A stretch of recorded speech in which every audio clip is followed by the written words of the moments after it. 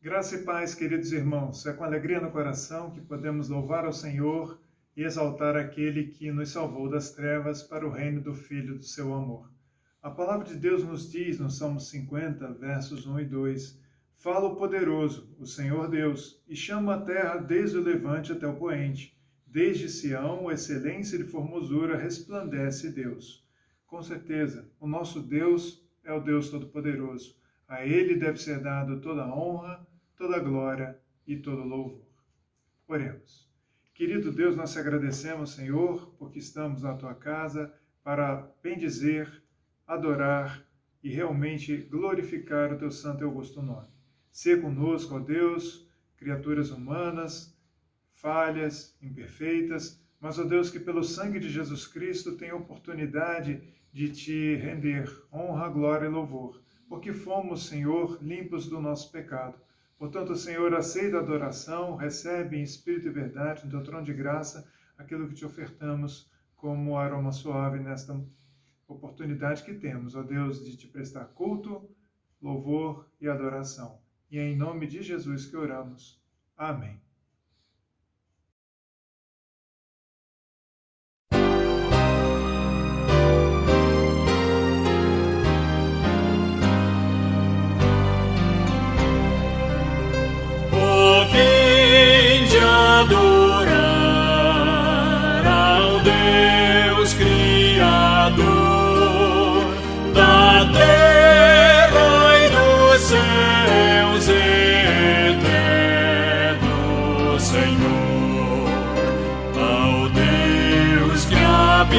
Habitando no reino da luz, a luz se revela por Cristo Jesus. Seu grande poder deveis contemplar no céu.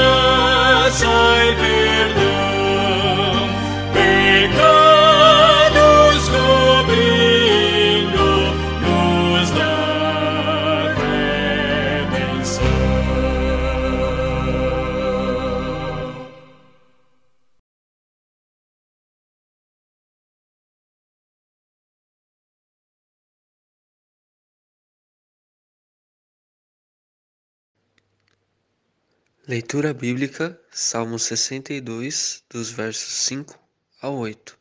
Diz assim a palavra do Senhor. Somente em Deus, ó minha alma, espera silenciosa, porque dele vem a minha esperança.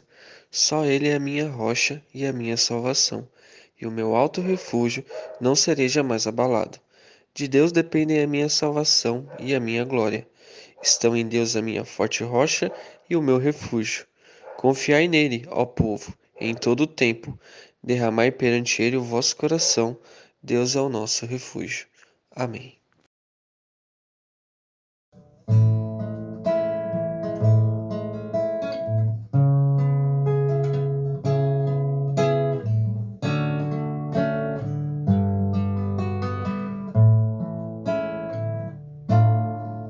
A minha alma espera em Deus, dele vem a salvação.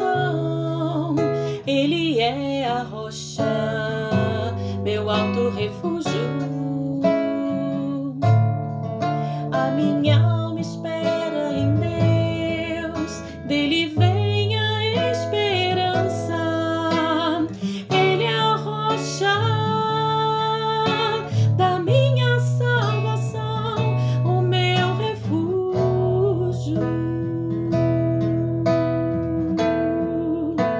jamais me abalarei.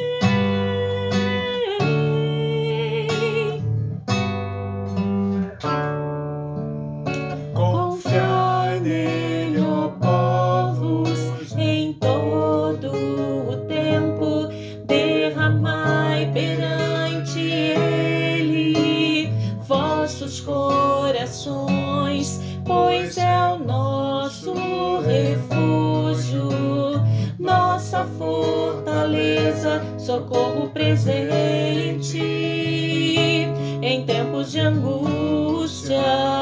Pelo que não temerei, ainda que a terra se mude, ainda que os montes se lancem no meio do mar, continuarei firme em ti, não serei abalado, pois tu és meu Deus, único e eterno Deus, sempre te louvarei.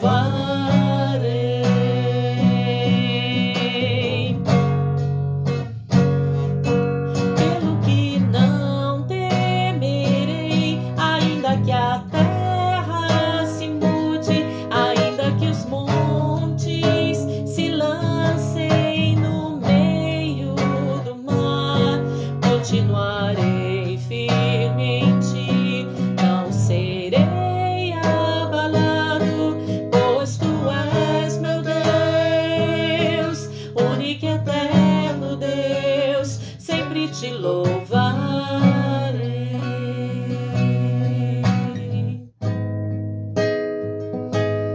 Pois tu és meu Deus, único e eterno Deus, sempre te louvarei.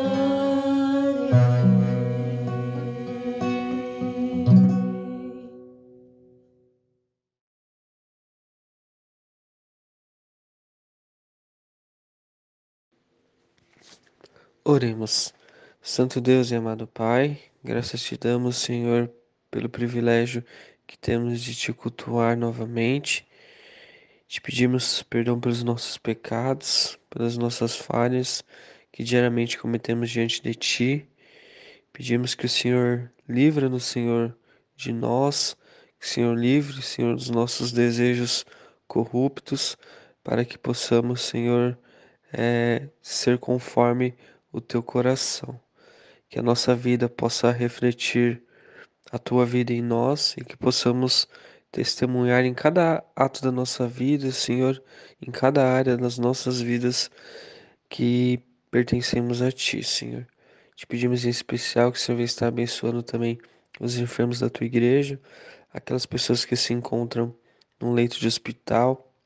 Te pedimos que o Senhor venha estar visitando os nossos familiares, os nossos amigos, Senhor.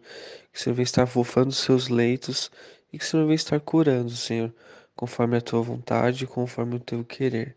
Nós te agradecemos pelo privilégio, Senhor, pela honra que temos de te cultuar. Que isso venha sempre estar aceso em nosso coração, Senhor, da importância que é fazer parte da tua igreja e de participar deste momento. Senhor, venha estar com todos os irmãos da tua igreja, Senhor, venha estar com o nosso bairro, com a nossa cidade e com o nosso país, Senhor, que possamos passar por esse momento de pandemia com sabedoria, com prudência, Senhor, e confiando em Ti, porque o Senhor é a nossa rocha firme. Muito obrigado por tudo, Senhor. Nós fazemos essa oração no nome de Jesus Cristo, o nosso Senhor. Amém.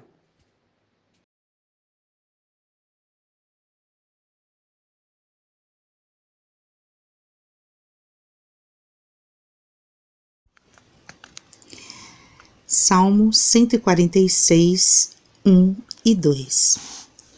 Aleluia! Louva minha alma ao Senhor. Louvarei ao Senhor durante a minha vida.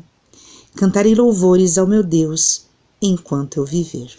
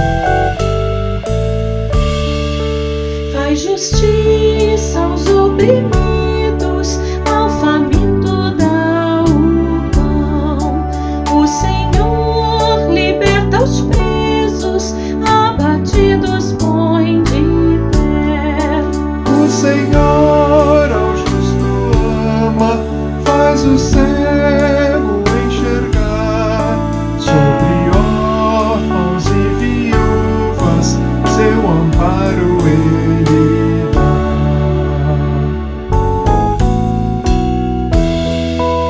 O Senhor ao forasteiro lhe concede proteção. Mas dos ímpios o caminho o Senhor transtornará. Para sempre, Senhor, reina, ó Sião, teu Deus é rei. De uma geração a outra, reina Deus, aleluia.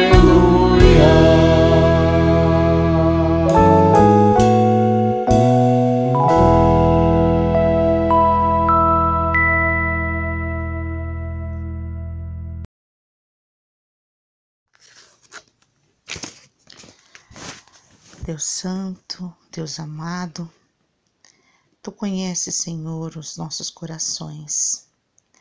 Sabes, ó Deus, que precisamos de Ti intensamente. Estamos conscientes, ó Deus, que a nossa vida sem Ti nada é.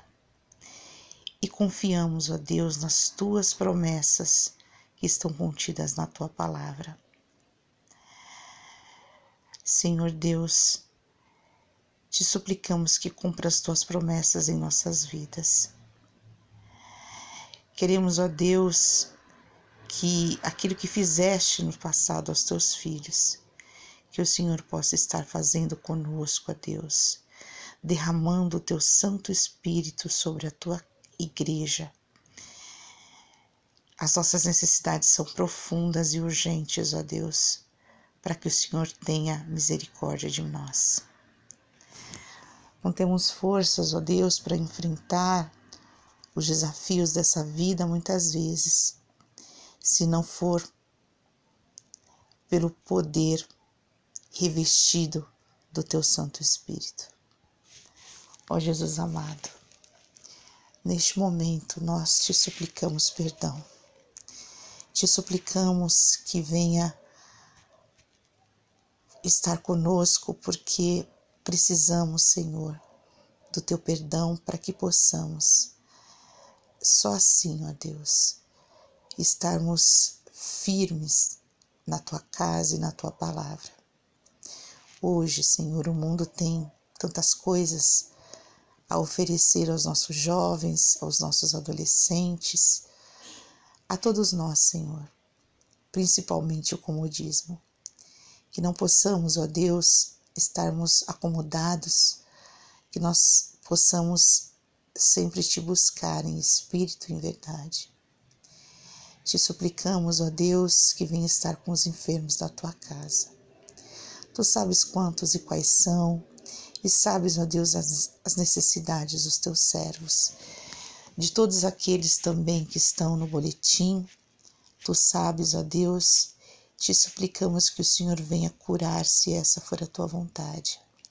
E se não for, Senhor, ensina-nos, ó Deus, viver de acordo com os Teus planos. Ó Senhor Jesus, faz uma obra na nossa vida. Ó Deus, não sabemos como orar muitas vezes, nem como pedir a Ti. Mas Te suplicamos, ó Senhor, por esse mundo que tem tido tantas coisas ruins, essa praga, essa peste, Senhor, que vem estado conosco tão de perto. Venha nos guardar, Senhor, venha nos proteger. Ó Senhor, realiza, Senhor, estenda, ó Deus, as Tuas misericórdias sobre o Teu povo. Acenda, Senhor, a chama que muitas vezes nós temos perdido, ó Deus, nesses momentos de pandemia. Faz-nos, Senhor, com que a Tua palavra seja viva, uma palavra viva para nós agora. Faze com que o Teu Santo Espírito sobre um hálito novo nessa palavra que iremos ouvir através do Teu servo pastor. Faze com que essa palavra que iremos ouvir queime, Senhor, como fogo em nossos corações. Que ela seja, Senhor, o martelo que despedace os nossos pecados e palavra, Senhor, que penetre nos nossos corações e que sejam enraizadas e que frutifique, Senhor. Ó Deus de amor, te suplicamos que perdoe os nossos pecados, que perdoe as nossas faltas. Tenha misericórdia, Senhor, do teu povo. Que o Senhor possa estar nos abençoando nessa noite. É o que te suplicamos, em o nome de Jesus. Amém.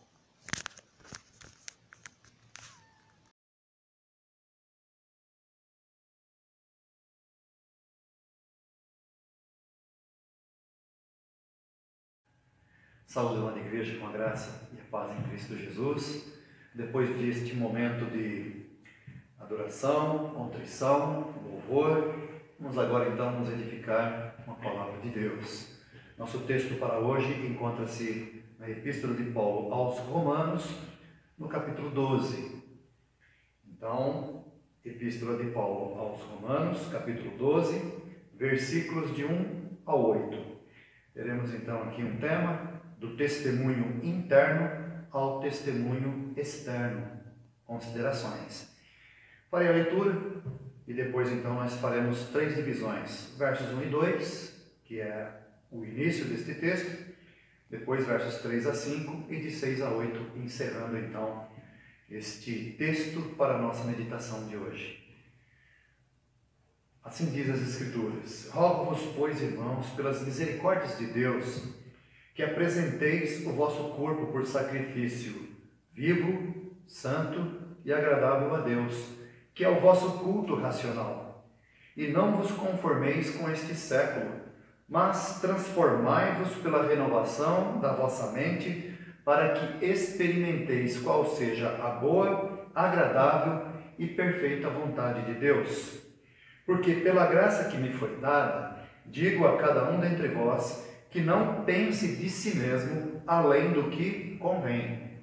Antes, pense com moderação, segundo a medida da fé que Deus repartiu a cada um.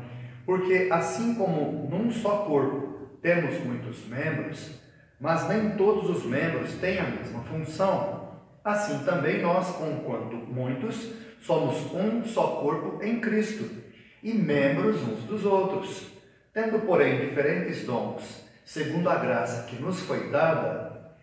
Se profecia, seja segundo a proporção da fé. Se ministério, dediquemo-nos ao ministério. Ou o que ensina, esmere-se no fazê-lo. Ou o que exorta, faça-o com dedicação. O que contribui, com liberalidade. O que preside, com diligência. Quem exerce misericórdia, com alegria. Neste texto, então, Romanos 12, de 1 a 8, do testemunho interno ao testemunho externo, considerações. Então, assim, qual a primeira consideração que nós podemos fazer para com este texto?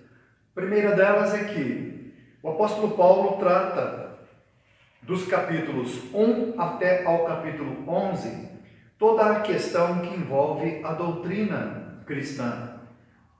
Falando do Gênesis, do momento da queda, falando da forma como Deus enxerga a humanidade como sendo uma só raça, não há distinção entre judeus e gregos ou entre judeus e gentios perante Deus na questão do pecado.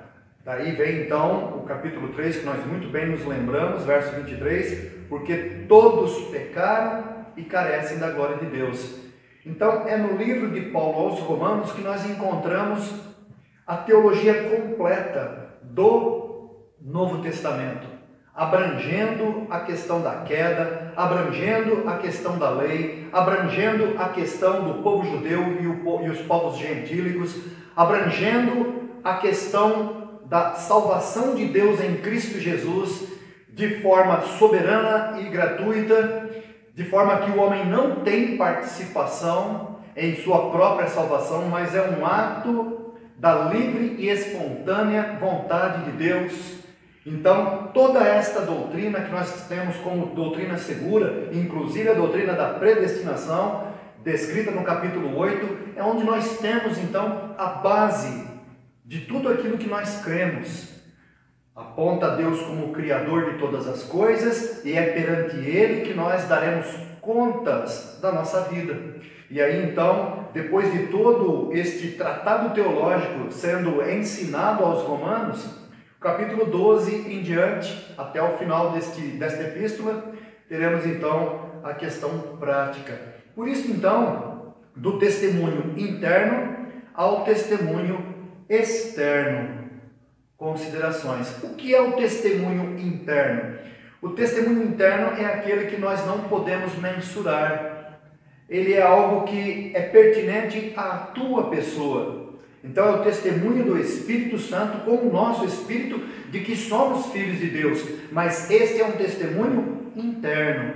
Por isso então Paulo, tendo pregado aos romanos e escrito esta epístola, ele roga, e este rogo vai em direção ao íntimo de cada um daqueles que, pela graça de Deus, foram chamados a esta fé. Por isso, então, os versos 1 e 2, que diz: rogo-vos, pois, irmãos, pelas misericórdias de Deus, que apresenteis os vossos corpos, ou o vosso corpo, por sacrifício vivo, santo e agradável a Deus, que é o vosso culto racional. E não vos conformeis com este século, mas transformai-vos pela renovação da vossa mente, para que experimenteis qual seja a boa, agradável e perfeita vontade de Deus. Notemos então que Paulo só pode fazer este tipo de apelo àqueles a quem ele havia instruído na palavra, tendo por entendimento que eles haviam acolhido aquela palavra em seu íntimo. Daí então, este tipo de expressão a gente só pode dirigir para com aqueles que receberam a palavra e que realmente foram convertidos. Daí então, estes convertidos agora têm esta novidade de vida, o Espírito renovado.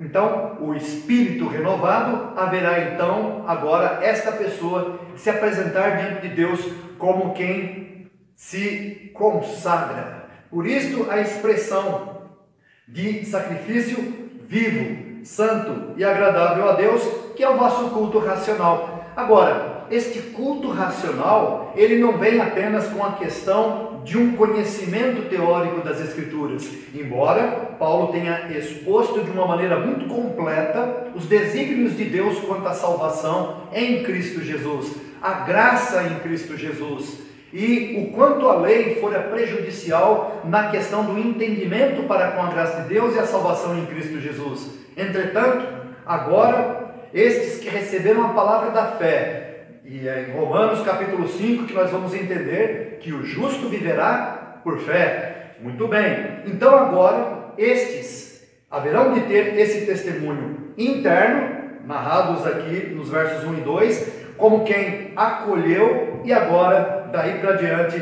estes se apresentam diante de Deus como quem oferece sacrifício vivo. Este sacrifício vivo, que é a minha pessoa, é a tua pessoa, enquanto vivemos nesta vida terrena, ele tem então agora, não apenas uma missão diante de Deus, mas o próprio Deus nos visita com a sua graça para que possamos, mediante esta vida nova, glorificá-lo. Por isso, então, nós pontuamos aí no verso 2: e não vos conformeis com este século.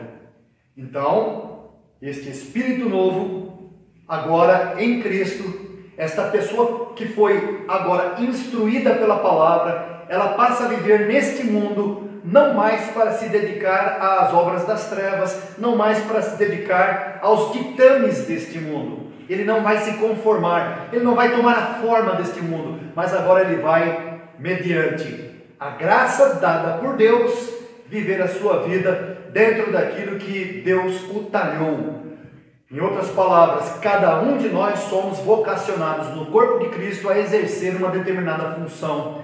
Eu tenho a minha, certamente você tem a tua, porque Deus não deixou ninguém de fora da operosidade do corpo de Cristo. O corpo de Cristo atua, é vivo, e ele cumpre um propósito diante de Deus. E a igreja faz isto de uma maneira completa, sábia, porque é Cristo o cabeça da igreja. Por isso, então, agora este que apresenta o seu culto diante de Deus, como sendo a sua própria vida em sacrifício vivo, santo e agradável a Deus, aí vem a lista dos dons, e ali nós podemos nos inserir, nos enxergarmos e nos ocuparmos. Onde eu me deixarei gastar neste ministério que Deus nos confiou às mãos para realizar? Daí então nós adentramos ao ponto 2, dos versos 3 a 5, porque pela graça que me foi dada, diz Paulo, digo a cada um dentre vós que não pense de si mesmo além do que convém.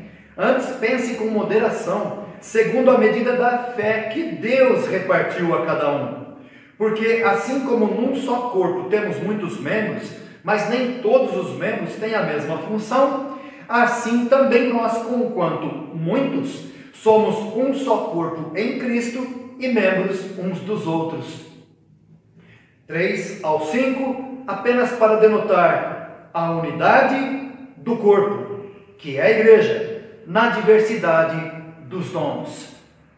O que nós sempre pontuamos, a unidade na diversidade, mas a unidade do corpo de Cristo, na diversidade dos dons que cada membro recebe de Deus.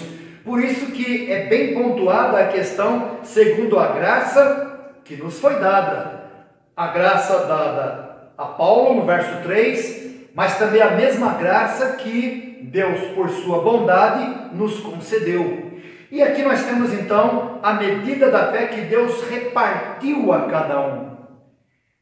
Então não é possível que nós, como corpo de Cristo, olhemos para os irmãos de outra maneira que não irmãos e não concorrentes entre si. Porque se alguém se destaca, vamos nos lembrar, foi Deus quem o destacou. Esta é a ideia, porque Deus repartiu a cada um o dom da fé, e da forma como lhe aprouve repartir.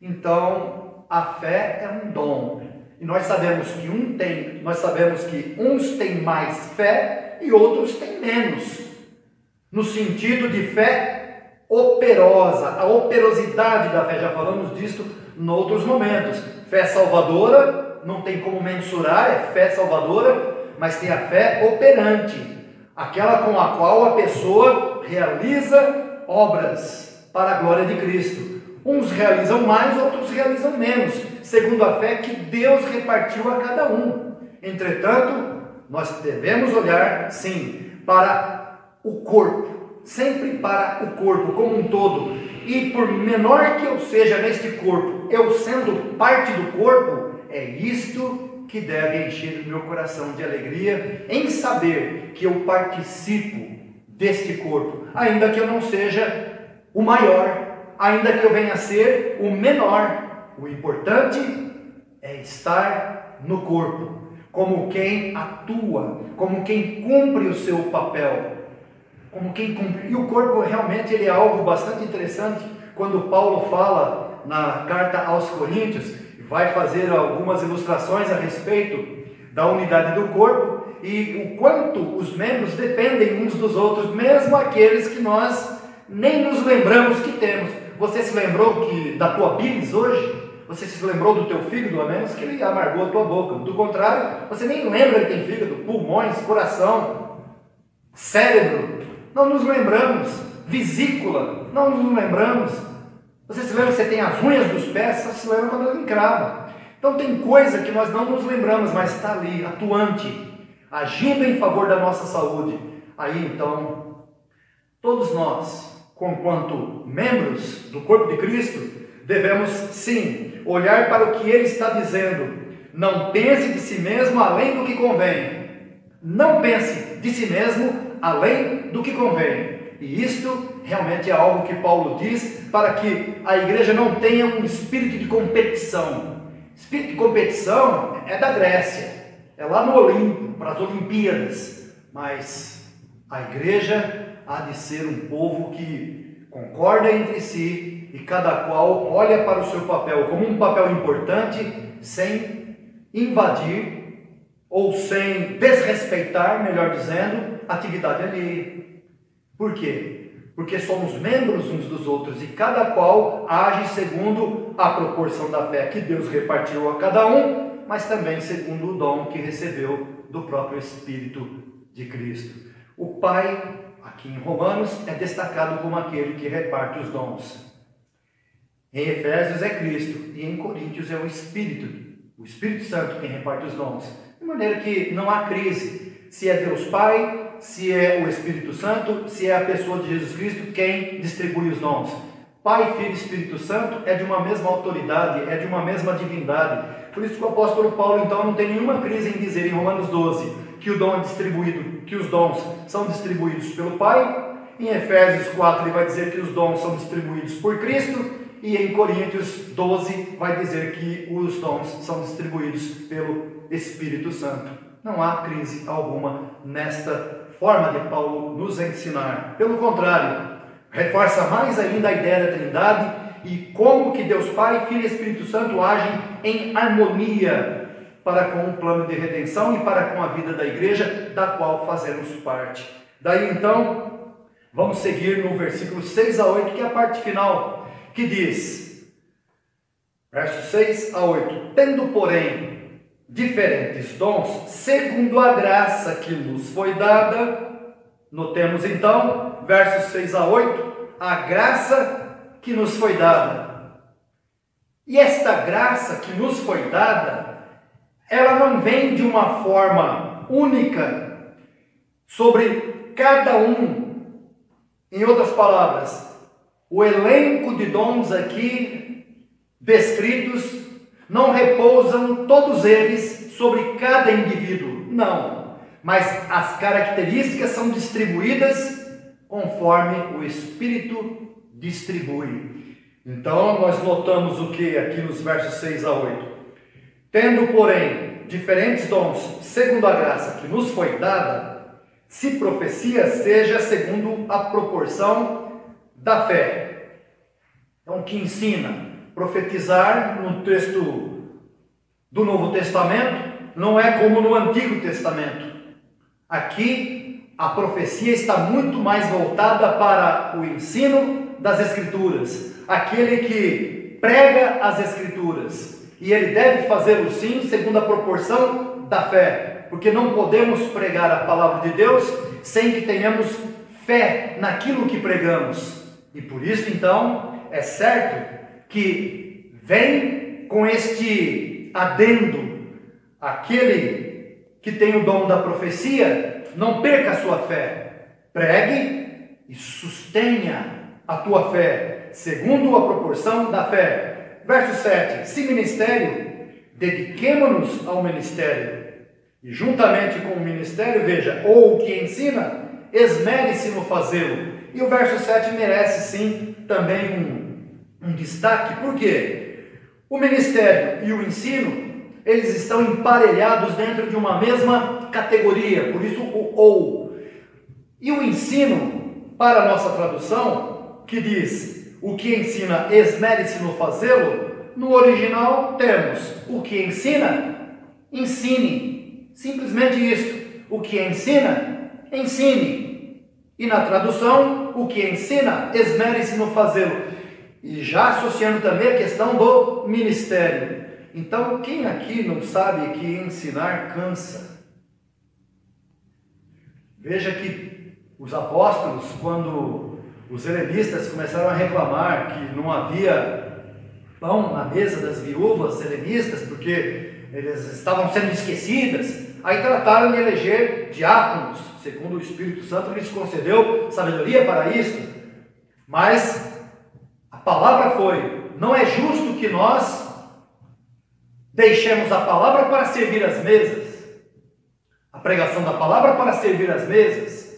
E depois, mais tarde, Paulo vai dizer o quê? Que devemos ter consideração para com aqueles que se afadigam, na palavra, na pregação da palavra.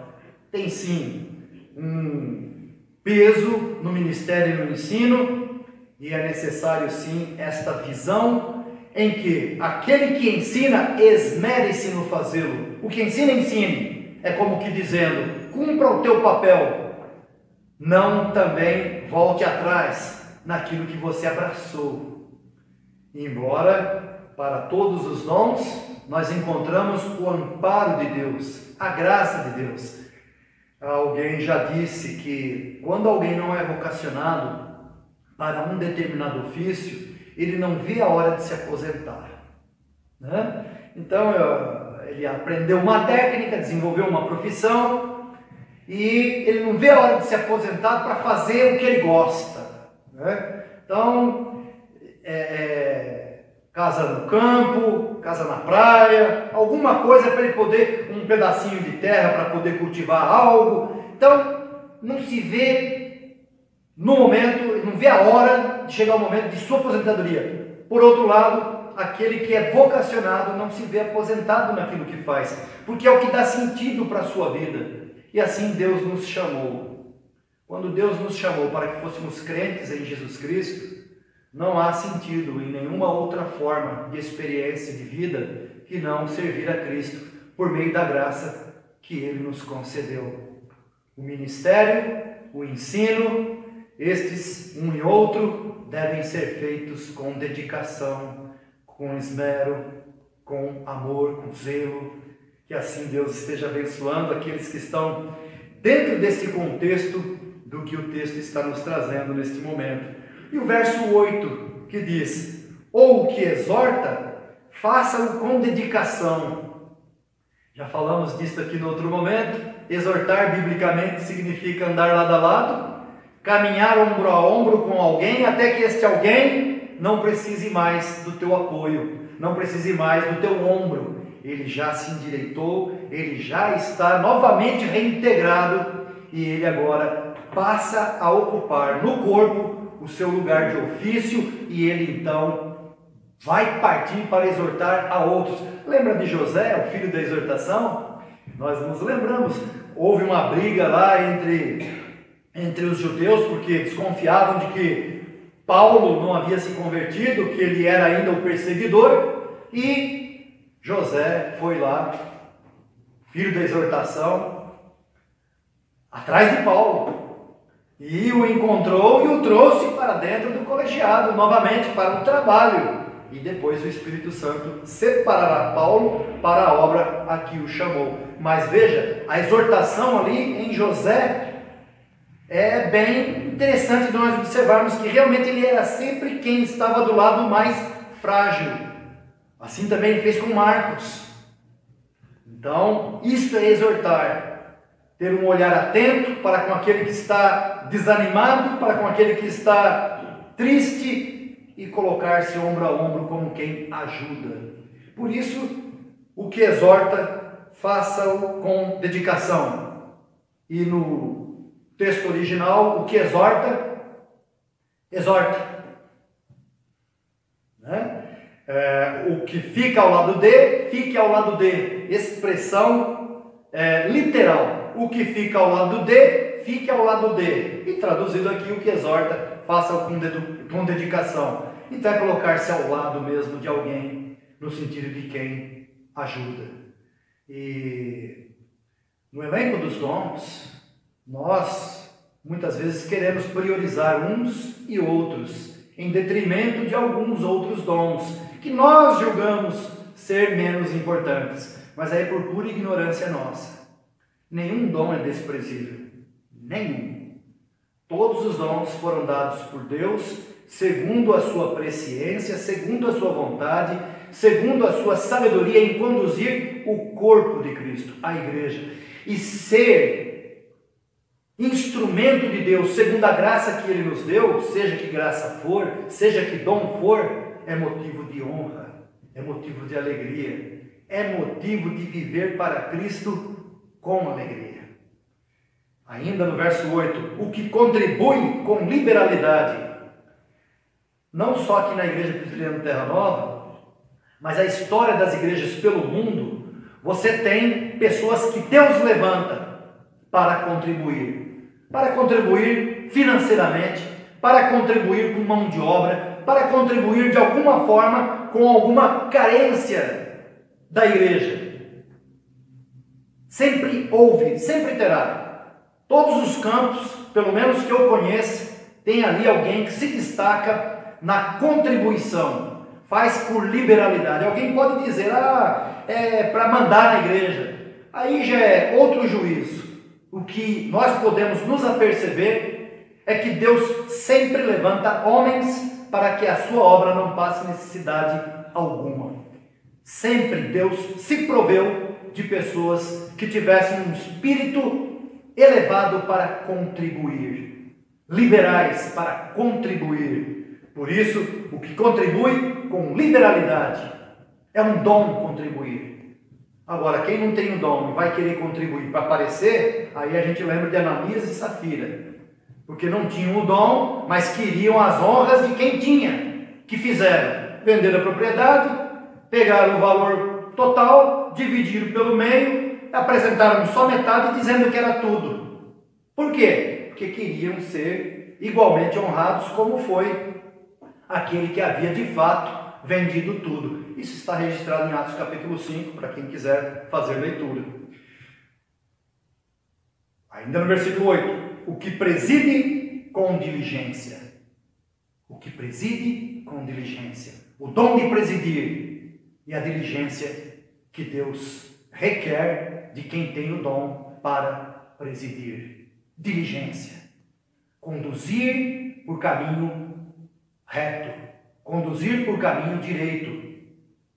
E por fim, quem exerce misericórdia com alegria. A misericórdia, que é algo também muito próprio para a igreja, especialmente nos dias em que nós estamos vivendo, em que as pessoas estão adoecendo, muitas morrendo, muitas famílias enlutadas, e tem aí uma palavra que se tornou quase que um jargão, falando aí de termos que envolvem a empatia. Então fala-se muito de empatia. Tem que ter empatia. A Bíblia vai mais fundo e chama a igreja a exercer misericórdia. Embora a misericórdia também seja um dom específico para alguns membros agir de uma maneira muito específica. Na visitação, na oração, na intercessão. E não faz isto com tristeza, faz isto com alegria. É a forma como Deus requer que exerçamos misericórdia, com alegria. E a misericórdia não é somente visitar famílias enlutadas, não é somente visitar famílias necessitadas, mas se condoer de toda e qualquer miséria alheia, miséria humana alheia. E nós sabemos que a sociedade em que vivemos, e o mundo sempre foi assim, nunca deixou de haver, como disse Jesus, os pobres, os miseráveis. Jesus afirmou isto. E não que Jesus, na questão da pobreza, esteja colocando os pobres diretamente no paraíso porque são pobres. Nada disso. A pobreza demonstra a patologia da sociedade, uma doença. Enquanto muitos têm muito, outro tanto não tem nada. E não há quem se condoa, porque não há justiça, não há equidade. A palavra de Deus nos chama aqui, a igreja exerça misericórdia, que não haja necessitados entre nós. Quem exerce misericórdia com alegria. E aí então, este corpo, que é o corpo de Cristo, que está equipado com todos estes dons para os membros agirem de conformidade com a fé que Deus repartiu a cada um, então certamente a igreja cumpre com tudo aquilo que é tido como doutrina nos capítulos de 1 ao 11 E nos capítulos 12 em diante, até o 16, nós temos então a prática da doutrina em vários aspectos, mas começa então a partir do capítulo 12, quando os dons são enaltecidos, destacados, para que ninguém pense de si mesmo além do que convém. O que quer que façamos, façamos bem feito, mas nos lembremos sempre que, por mais bem feito que esteja, foi a graça de Deus que operou em nós para que pudéssemos realizar aquilo que realizamos diante de Deus, e Deus não nos colocou como juízes de serviço alheio. Ele é quem retribuirá. Daí para diante é o que nós podemos observar, e nós vamos tomar então como palavras conclusivas apenas os versículos 9 e 10, que diz: o amor seja sem hipocrisia, detestai o mal, apegando-vos ao bem, amai-vos cordialmente uns aos outros, com amor fraternal, preferindo-vos em honra uns aos outros. Então, amai-vos cordialmente, de coração, cordial, de coração, preferindo-vos em honra uns aos outros. Então, aqueles que recebem o dom ou os dons exercem para o crescimento do corpo, se sentem úteis na realização do trabalho que Deus lhes confiou, lembram-se sempre de que o dom não é deles, foi dado por Deus, não tem do que se orgulhar, mas não pensar de si mesmo além do que convém, e entender que este amor, ele realmente faz com que a honra seja colocada no seu lugar mais apropriado. E nesta relação, então, na parte final, o verso 21, diz: não te deixes vencer do mal, mas vence o mal com o bem. Por que esta expressão, depois de um capítulo 12 tão cheio de demonstrações do Espírito de Deus mediante o corpo, mediante a igreja, mediante os membros? Por que então Paulo encerra com estas palavras: não te deixes vencer do mal, mas vence o mal com o bem? Certamente porque, mesmo sendo nós agraciados com o dom para o exercício do nosso papel, isto não significa de que não seremos injustiçados, às vezes perseguidos. Não te deixes vencer do mal, mas vence o mal com o bem, diz o verso 21. E isto vale para toda a igreja, para todos os membros, em todos os tempos. Por isso, então, quando nós falamos do início do testemunho interno ao testemunho externo, considerações. E a última consideração que nós podemos fazer é exatamente a atitude que temos diante de Deus de continuarmos no caminho do Senhor, mesmo que o mal esteja como que dominando. Não te deixes vencer do mal, mas vence o mal com o bem. Que assim Deus esteja fortalecendo a igreja. Tempos maus, tempos difíceis.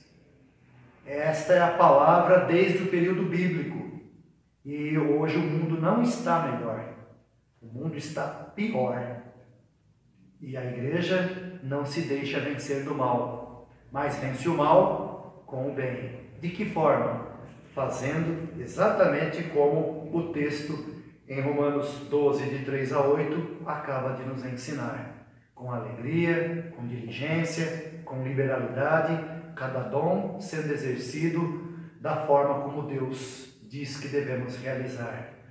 Com fé, com esmero, com zelo, que assim Deus nos abençoe, segundo a tua graça, segundo o teu amor, para conosco demonstrados. Amém.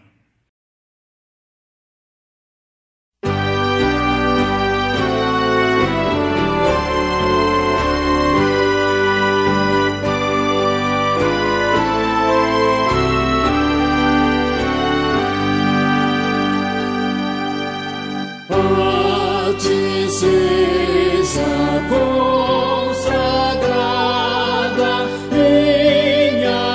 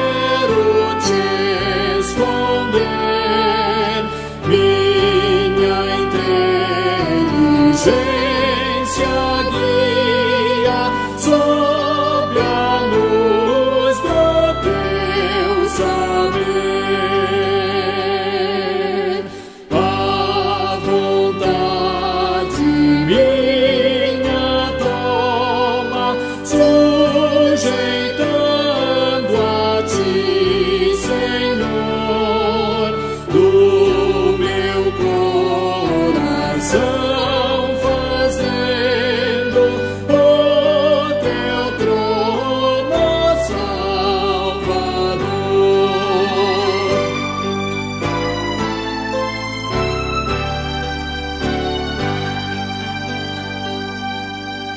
Meu anelo, meu desejo, sejam só teu nome honrar, e meu ser completo eu possa, ó Jesus, te consagrar.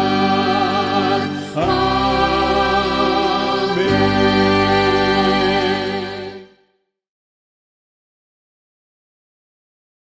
Oremos. Pai amado, nós agradecemos pela Tua palavra, Deus, que chega até nós nos dias de hoje, de forma, ó Deus, verdadeira, de forma, ó Deus, plena, porque é o Teu Espírito Santo que nos instrui mediante as Escrituras Sagradas. Que o testemunho interno que temos, ó Deus, porque nós sabemos que somos salvos em Cristo, nós sabemos da nossa redenção em Cristo, e cada qual, ó Deus, tem esta convicção dentro de si, e que por meio desta convicção interna, nós possamos, ó Deus, dar testemunho do que está dentro do nosso coração, agindo, ó Deus, no corpo, que é a igreja, de forma coerente com o que acabamos de ouvir. Porque, ó Deus, os dons são muitos, assim como também os membros são muitos, e um só corpo, que é o corpo de Cristo, a igreja.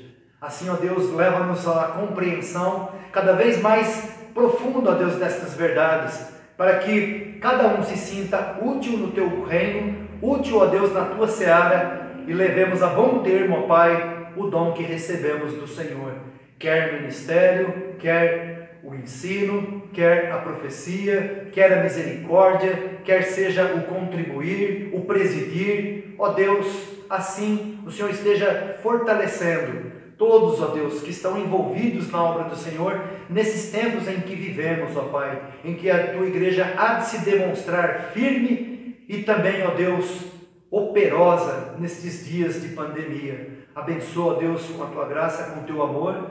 Obrigado porque até aqui o Senhor tem nos livrado, ó Deus, desta enfermidade, e muitos, ó Deus, que se acometeram da mesma, puderam se recuperar, embora nós tenhamos, ó Deus, também notícias de muitos terem perecido, e sobre estes, ó Deus, nós sabemos que ali a Tua mão também imperou de forma graciosa, de forma verdadeira, porque o Senhor chama para si a cada um de nós da forma como lhe apraz, porque Tu és o Senhor das nossas vidas.